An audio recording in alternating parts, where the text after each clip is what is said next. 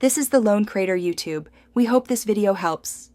You're starting inside your Google account. Sign in now and go straight to security. Right arrow your devices. Once there, scan the list for any unfamiliar phones or tablets. Don't pause for setup steps. Click the 3 dots or the device entry to reveal actions. Make sure you're using the correct account. If you manage multiple accounts, switch now.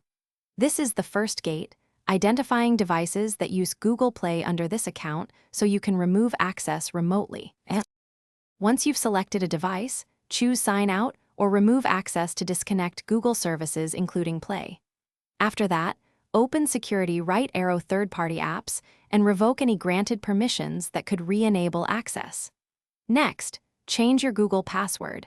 Changing credentials forces most devices to re-authenticate and prevents automatic Play Store sign-ins.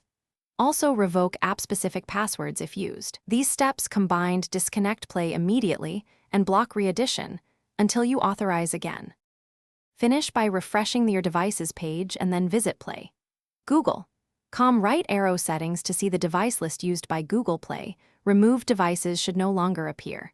If a device still shows, clear your browser and Play Store app cache, sign out and back in, and wait a few minutes for sync. As a final troubleshooting tip, if a device still has access, change your password again and remove any saved app-specific passwords to force a complete disconnect. Thanks for watching. Consider subscribing if we helped you.